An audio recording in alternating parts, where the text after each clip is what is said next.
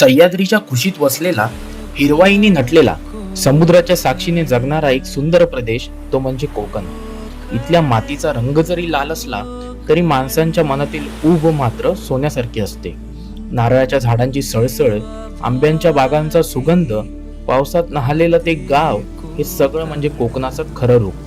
पण या निसर्गरम्य सौंदर्या इतकाच इथला माणूसही कष्टाळू आहे. कमी साधनांमध्येही मोठं स्वप्न पाहणारा व ती साध्य करण्यासाठी तो झगडणारा आहे. अशाच या कोकणात रत्नागिरी जिल्ह्यातील राजापूर तालुक्यातील पन्हाळे गावात सुरू झाली एक साध्या पण प्रेरणादायी प्रवासाची गोष्ट. प्रत्येक माणसाचा प्रवास कुठून ना कुठून तरी सुरू होतो आणि कुठे येऊन पोचतो हे कधीच सहज नसतं. पन्हाळे या गावात 1 जून 1966 रोजी गोविंद पवार व कमळावती पवार या दाम्पत्याच्या पोटी एक लेकरू जन्माला आलं. आज 60 वर्षांनी ज्यांचा वाढदिवस साजरा करायला आला आहात ना, हो, तेच ते हे लेकरू श्री प्रदीप गोविंद पवार. अगदी थोड्या वेळात मांडलेला हा जीवन प्रवास आज आपण सर्वजण एकत्रपणे मिळून पाहणार आहोत. चला तर मग पाहूया श्री प्रदीप पवार यांचा जीवन प्रवास. नमस्कार, माझं नाव अशोक मोरे. प्रदीप माझा आते भाऊ. ही अगोदरची पिढी मुंबईला नव्हती, अभावानेच होती. त्यात प्रदीपचे वडील मात्र मुंबईला होते आणि त्यांची परिस्थिती थोडीशी बरी होती. बाकी सगळ्यांची परिस्थिती यथातथाच. पन्हाळे त्याचं गाव, हे त्याच्या मामाचं गाव. तो पाहुण्यासारखा कधी राहिलाच नाही. ती 4ही भावंडं कधी पाहुण्यासारखी राहिली नाही. तो आम्हाला कधी आमचा भाऊच वाटायचा. आणि त्याचं मुख्य कारण, मला तो जास्ती जवळचा वाटायचा, कारण मी जी ऐकलेली कथा आहे की त्याच्या आईने मला दूध पाजलेलं आहे. मग त्यामुळे त्याचं आणि माझं हे भावाचं नातं आहे. आते भावापेक्षा आणि मामे भावापेक्षा सख्या भावासारखं आमचं नातं आहे. बालपण तसं आमचं चांगलं गेलं, कारण आम्ही सगळी मिळून मिसळून राहायचो. मामाची 4 मुलं, आम्ही 4, सगळं आमचं एकत्र कुटुंब होतं. आम्ही 4 भावंडं, लहानाची मोठी गावी झालो. गावीच आम्ही शिक्षण घेतलं. 6वी पर्यंत पन्हाळ्यात शाळा होती. नंतर आम्ही खारेपाटणला 6 मैल चालत जायचो, चालत यायचो. सकाळी जायचो, ती संध्याकाळी यायचो. तिकडे शिक्षण 10वी पर्यंत पूर्ण झालं. वडील तर आमचे मुंबईला, आम्ही गावी. आई आणि आम्ही 4 भावंडं. आई आमची शेतात काम करायची. आम्ही 4 भावंडं. वडील 250 रुपये मुंबईवर पाठवायचे. त्याच्यात आमच्या एवढ्या 4 मुलांचं शिक्षण करून आमचं पालन पोषण चांगल्या प्रकारे केलं.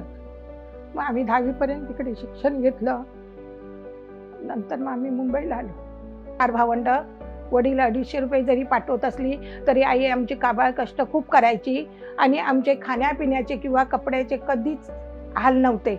उलट एवढ्या गावात आमचीच परिस्थिती चांगली होती. खाणं पिणं म्हण, काय म्हण, पण आम्ही कष्ट केले. शाळेतून येताना कोणाचे आंबे चोरायचो, फणस चोरायचो, काजू चोरायचो आणि मजा करीत यायचो. घरी असल्यावर आजी शेतात काम करायला आम्हाला चौघांना पण न्यायची आजी शेतात काम करायला. म्हणजे आम्ही पण गावी कष्ट खूप केले, काम आई बरोबर.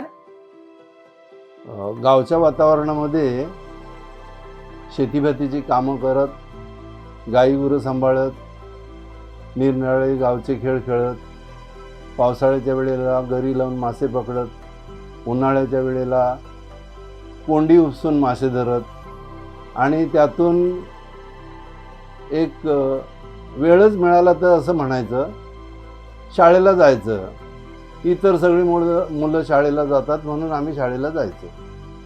आमचं शिक्षण असं शाळेचं फोकस शिक्षण नव्हतं. गावी मुलांनी शाळेला जायचं असतं म्हणून आम्ही सगळे शाळेला जायचो. असंच छोट्या वयात असलेले प्रदीप देखील हातात कापडी पिशवी घेऊन मैलोनमैल शाळेत चालत जायचे. ना पायात चप्पल, ना उन्हाची ना काट्याकुट्यांची फिकीर. त्यावेळी शाळा देखील खूप साधी असायची. मातीच्या भिंती, कौलं असलेली इमारत, जमिनीवर बसून चालणारे वर्ग. एका वर्गात 2-3 इयत्तांची मुलं एकत्र बसायची. पाटी आणि खडू हेच मुख्य शिक्षणाचं साधन होतं. पुस्तकं कमी असल्यामुळे भावंड एकाच पुस्तकातून अभ्यास करायची. फारशा सोयी नसल्या तरी त्यांच्या मनात काहीतरी करून दाखवायची जिद्द होती. आज आपण ज्या सुखात जगतोय त्यामागे त्या पिढीने घेतलेले कष्ट, केलेला त्याग आणि शिक्षणासाठी केलेला संघर्ष दडलेला आहे. परिस्थिती साधी होती, पण आयुष्याने सुरुवातीपासूनच त्यांना खूप काही शिकवलं. त्यांच्या आईने खूप कष्ट करून त्यांना लहानाचं मोठं केलं. प्रत्येक दिवस हा संघर्षाचा होता, पण त्या संघर्षातच त्यांनी जगण्याची ताकद मिळवली.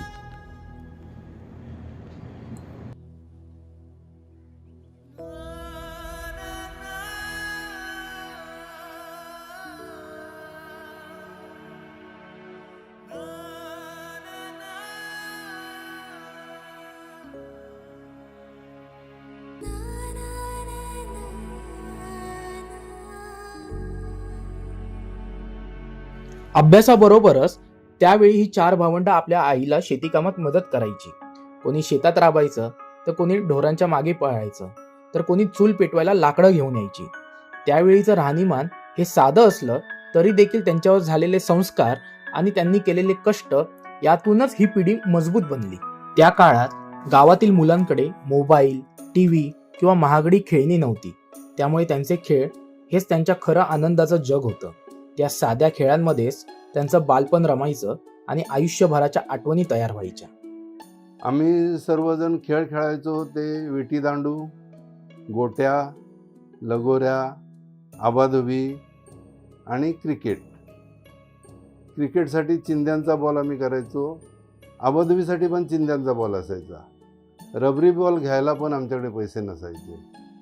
एवढी हलाखीची परिस्थिती त्यावेळी होती. प्रदीपची परिस्थिती त्या मानाने आमच्यापेक्षा थोडीशी बरी होती. शाळेच्या अभ्यासात प्रदीप पवार यांना फारसा रस नव्हताच, पण लहानपणापासून मात्र क्रिकेटची त्यांना प्रचंड आवड होती.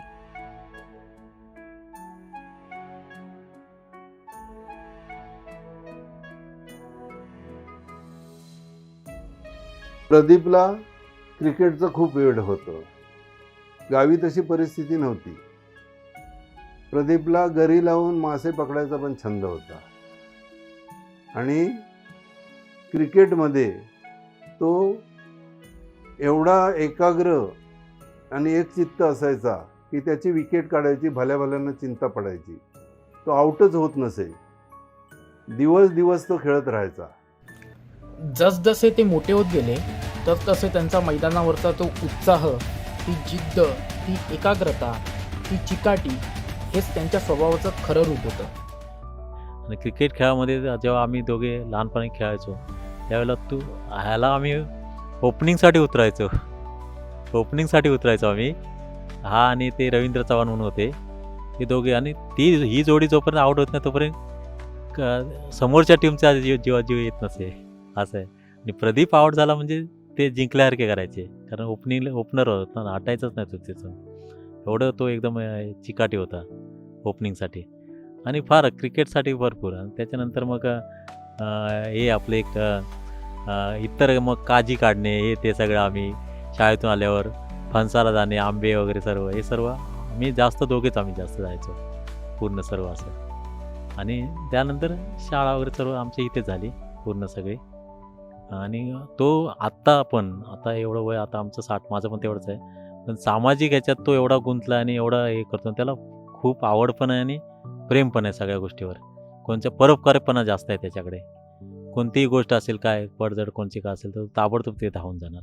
हा लहानपणापासून त्याच्यामध्ये गुण आहे. शिक्षण पूर्ण झाल्यानंतर त्यांनीही मुंबईचा रस्ता धरला आणि ते मुंबईतील गोवंडी या ठिकाणी कुटुंबासह राहायला आले. गोवंडी या ठिकाणी त्यांनी काढलेले गरिबीतील दिवस त्यांना आणि त्यांच्या कुटुंबाला आजही आठवतात. स्वप्न मोठी होती, पण हातात काहीच नव्हतं. मी गोविंदीला 82-83 साली आलो आणि 82ला वडिलांचा मिलचा संपसुद्धा झालेला होता. त्याच्यानंतर आम्ही आईला बोलवून आईच्या गळ्यातली घाण घेऊन एक 18,000ला रूम मानपूरला घेतली होती. ती घेतल्यानंतर प्रदीपला पुन्हा आणि संगीताला बोलवून घेतलं आणि आम्ही ते व्यवस्थित तिथे राहत होतो. आणि तिथे आम्ही 2 ते 4 वाजेपर्यंत आम्ही दोघेजण पाण्यासाठी लाईन लावून 5 वाजेपर्यंत पूर्ण व्हायचं पाणी भरून आमची. त्याच्यानंतर सकाळी उठून आम्ही दोघे कामावर सुद्धा तसे जातो. त्याच काळात त्यांच्या आयुष्यात एक देव माणूस आले, जनार्दन मोरे उर्फ जनू मामा, ज्यांनी त्यांना फक्त एक आधारच दिला नाही तर त्यांना एक नोकरीची संधीही दिली. त्या एका संधीने त्यांच्या आयुष्याला हळूहळू दिशा मिळू लागली. पण स्वप्न मोठी असणाऱ्या या अवलियाच्या नशिबात नोकरी नव्हतीच. शून्य बजेटच्या त्यावेळच्या परिस्थितीमुळे, शून्य बजेट म्हणजे त्यावेळी सरकारी नोकऱ्यांची पूर्णपणे भरती थांबवली गेली होती. त्यामुळे ह्या काळातली जी मुलं आहेत त्यांना सरकारी नोकऱ्या मिळवताना अनंत अडचणी आल्या. सरकारी नोकऱ्यांची वानवा असल्यामुळे आणि नोकऱ्या सहजासहजी मिळत नसल्यामुळे तो काळ भयंकर संघर्षाचा पवार कुटुंबियांसाठी गेला. त्यांनी कोणतंही काम लहान मानलं नाही. कष्टाची कामं केली, दिवस रात्र मेहनत घेतली आणि प्रत्येक दिवस स्वतःला सिद्ध करण्यासाठी जगले. प्रदीप याची नोकरी गेल्यानंतर त्याने जीवन मोरे यांना त्यांच्याशी संपर्क साधून मिक्सरचा धंदा केला. 4-4, 5-5 कांदळ काय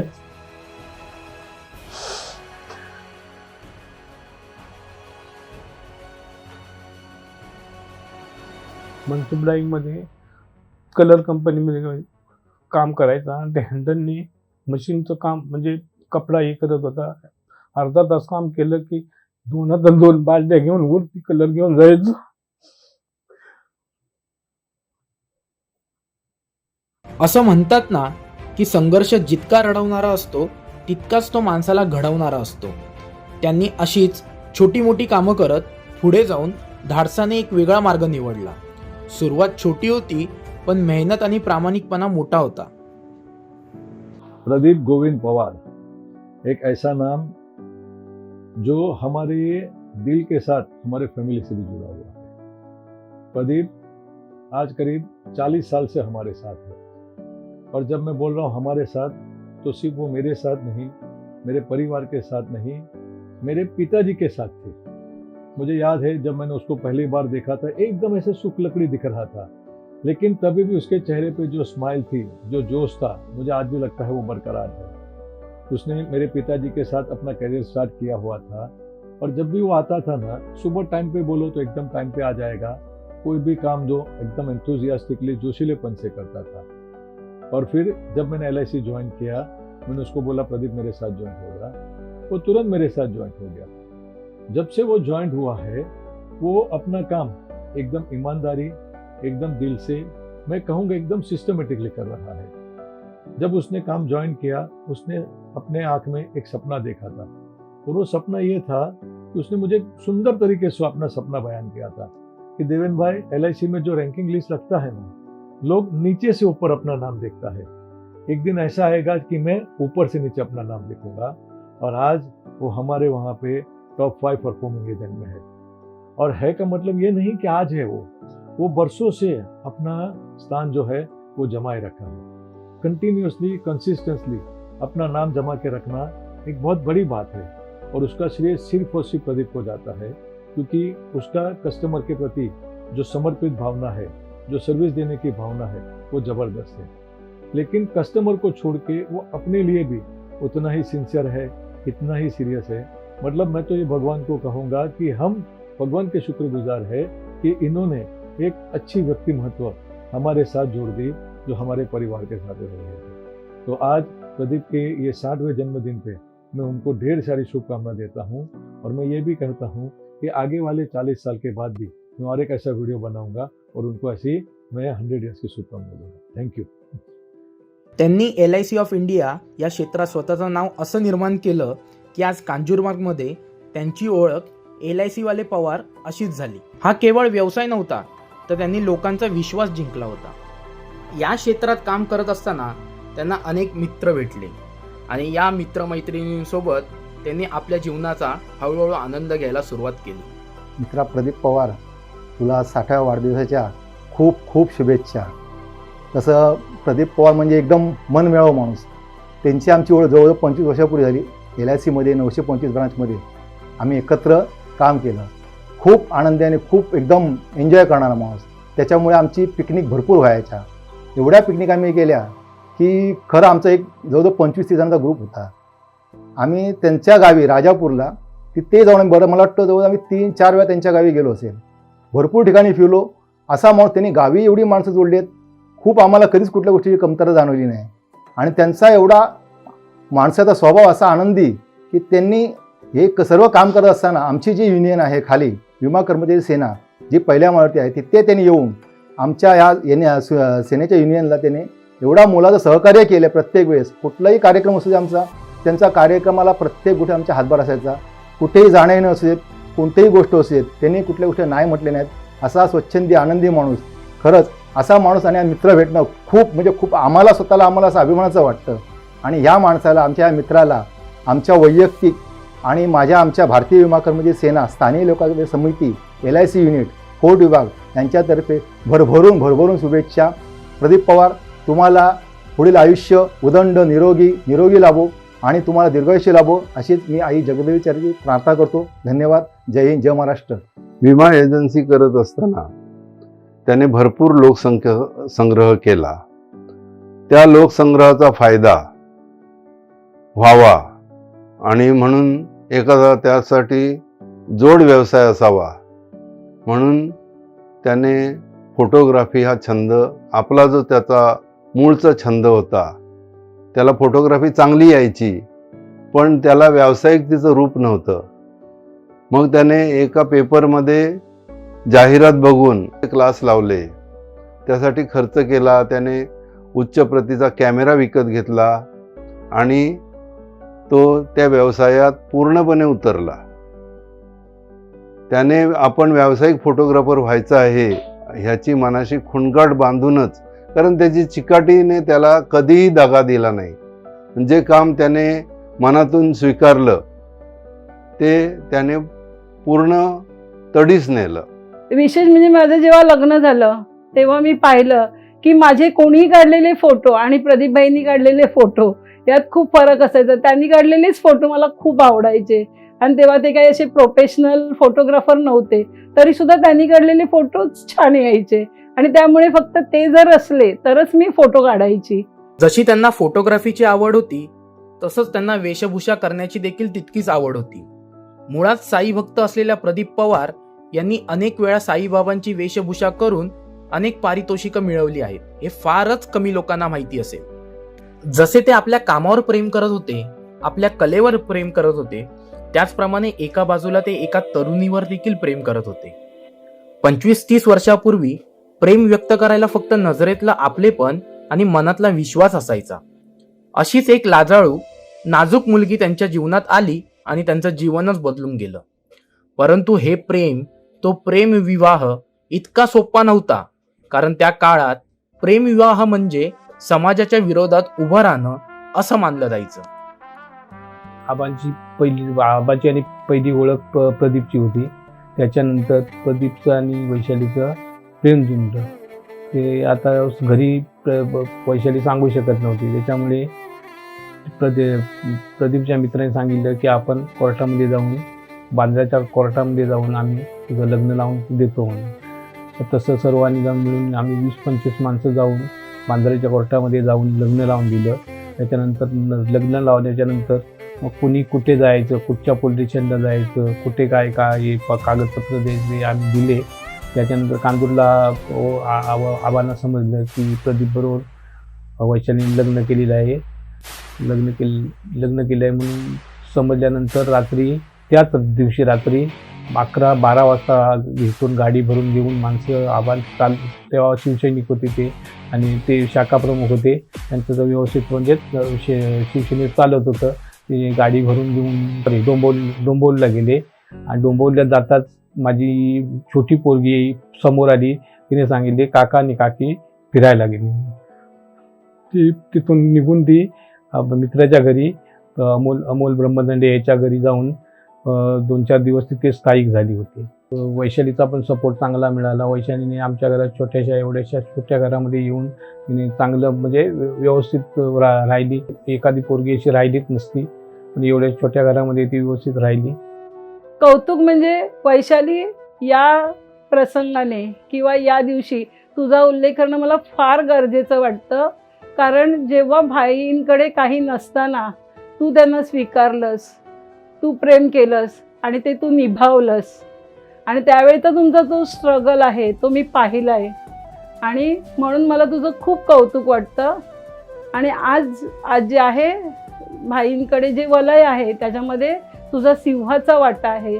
वैशालीसोबत कांजूरला त्यांचा एक सुखी संसार सुरू झाला. परंतु हा संसार सुरू असताना लहानपणापासून साथ देणाऱ्या ते आपल्या भावंडांना कधीच विसरले नाही. ते आजही लोकांना आवर्जून सांगतात की त्यांच्या संघर्षाच्या काळात त्यांच्या मोठ्या भाऊजींचा खूप मोठा वाटा आहे, ज्याची परतफेड कधीच केली जाऊ शकत नाही. त्यांच्या पश्चात त्यांनी कृतज्ञता म्हणून बंटी, दीपा, मयूर यांच्यावर अतोनात प्रेम केले आणि त्यांना योग्य ते मार्गदर्शन केले. जसं त्यांचं या भाची आणि भाच्यावर प्रेम आहे, तसंच लहान बहिणीच्या म्हणजे संगीताच्या मुलावर चैतन्यावर देखील त्यांचं तितकंच प्रेम आहे. त्यांच्या मनातील एक हळवा कोपरा म्हणजे त्यांची पुतणी वैशू आणि पुतण्या विराज. आजही वैशूला म्हणजेच पुतणीला जेव्हा कुठलीही अडचण येते किंवा जग थांबल्यासारखं वाटतं तर तिला पहिली आठवण ही तिच्या काकाचीच येते. प्रदीपने ना दीपा, बंटी, मयूर यांचे खूप लाड केले. त्यांना प्रत्येक दिवाळीतून वडिलांच्या पाठीमागे कपडे घे, फटाके आणून दे, सगळं त्यांचे लाड पुरवले. तसेच माझा आता नातू आहेत ना, त्यांचे पण तो लाड पुरवतो. मयूरचा छोटा आहे निला, त्याला तर प्रत्येक बड्डे विमान, गाडी, त्याला गाडीची खूप आवड आहे. गाडी, विमान सगळं आणून दे, त्याचे लाड कर. भाऊबीजेला, रक्षाबंधनला ज्यावेळी येतो ना त्यावेळी त्याच्या आवडीचं सगळं करते मी. काय नाही असं नाही, पण त्याला वेळच नसतो खायला. खाल्लं करतो आणि जातो. तेव्हा जरा वाईट वाटतं 5 मिनटं बसत नाही म्हणून. पण रक्षाबंधन आणि भाऊबीज कधीच चुकवत नाही किंवा रागवत नाही, तू माझ्या घरीच रक्षाबंधनला ये, नाही तर काय, कधीच बोलत नाही. तो स्वतःहून येतो. या सर्वच गोष्टी सांभाळत ते आपल्या व्यवसायात देखील यशस्वीरित्या हळूहळू पुढे जात होते. मी अभिमानाने सांगू शकते की या माणसाची असामान्य ही गरुड झेप आहे. सामान्य माणसाची ही गरुड झेप, असामान्य अशी गरुड झेप आहे. कारण 37 वर्षापूर्वीचे प्रदीपभाई छोट्याशा चाळीतल्या घरात राहणारे, आणि तेव्हाही विशेष म्हणजे उल्लेखनीय बाब म्हणजे तेव्हाचे प्रदीपभाई आणि आजचे प्रदीपभाई यांच्यामध्ये काहीच फरक मला दिसत नाही. म्हणजे त्यांचे पाय हे जमिनीवर तेव्हा पण होते आणि आत्ता पण आहेत. आणि त्यांचा जो आनंदी स्वभाव, इतरांना आनंद देण्याचं जी त्यांची वृत्ती आहे, आणि त्यामुळे ते सर्वांनाच आवडतात आणि सर्वांच्या मनात त्यांनी एक स्वतःचं एक घर करून ठेवलं आहे. स्वतःचं विश्व निर्माण करण्यासाठी दिवस रात्र मेहनत करणाऱ्या प्रदीप आणि वैशालीच्या आयुष्यात एक थकवा घालवणारा क्षण आला. 24 नोव्हेंबर 1998 रोजी या दाम्पत्याच्या पोटी एक गोंडस बाळ जन्माला आलं. त्याचं नाव अभिलाष. त्यांनी जे दिवस गरिबीत काढले होते त्यांना ते अभिलाषला कधीच द्यायचे नव्हते. त्यांनी आई वडील म्हणून आपली सर्व कर्तव्य पार पाडली. अभिलाषच्या जन्मानंतर त्यांची जबाबदारी वाढली असं समजून त्यांनी अजून मेहनत करायला सुरुवात केली आणि त्यांचा संबंध आला तो नरेंद्र पाटील आणि स्टार हेल्थ मेडिक्लेम कंपनीशी.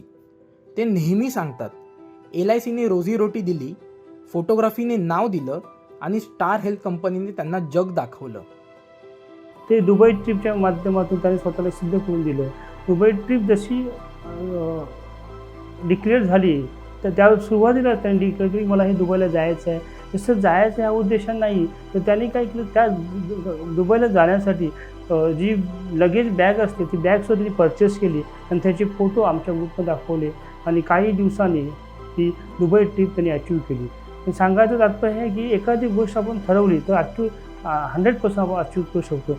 तर त्याचप्रमाणे त्यांनी सिंगापूर, थायलंड, कुकेत अशा बऱ्याच ट्रिप त्यांनी अचीव केल्या. आज चांगल्या प्रकारे पोर्टफोलिओ त्यांनी जमा केलेला आहे. फर्स्ट जनरेशन त्यांनी स्वतः राबल्यामुळे सेकंड जनरेशन ते इजी प्रकारे तयार पोर्टफोलिओ तयार करून दिलेला आहे.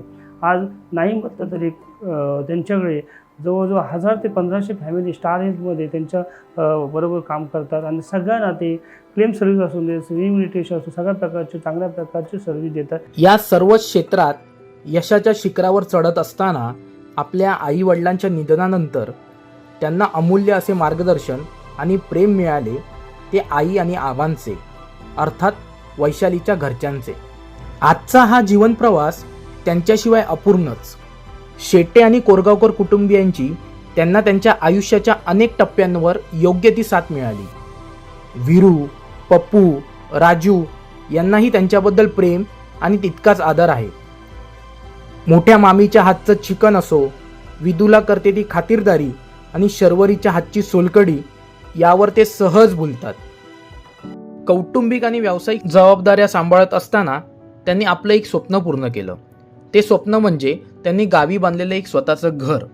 हे घर बांधत असताना त्यांच्या पाठीमागे त्यांच्या आईवडिलांची पुण्याई तर होतीच, त्यांच्या मामीचे आशीर्वाद होते, त्यांच्या भावंडांची साथ होती, अशोकदादांचं मार्गदर्शन होतं आणि एक अमूल्य साथ मिळाली ती त्यांचा मित्र जयकांची.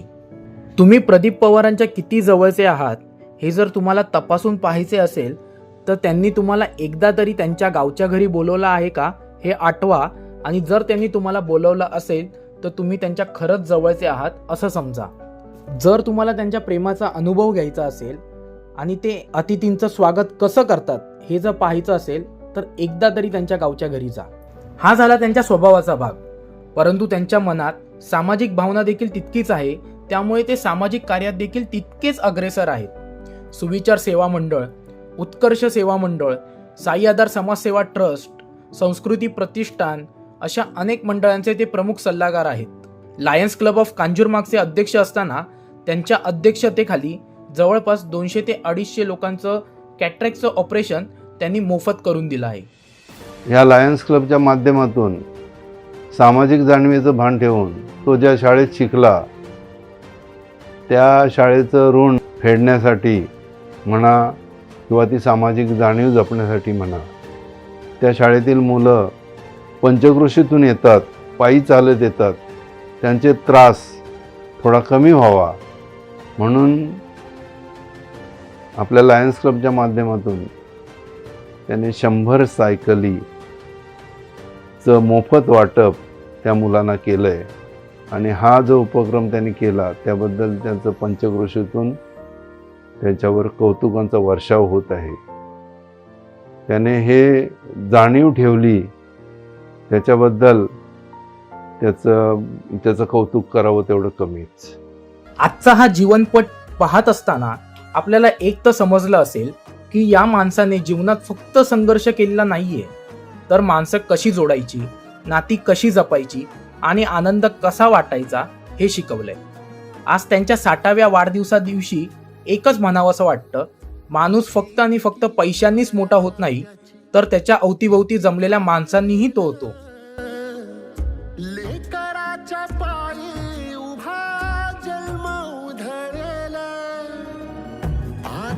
बाबा, तुम्हाला या वाढदिवसानिमित्त मनपूर्वक खूप खूप खूप शुभेच्छा.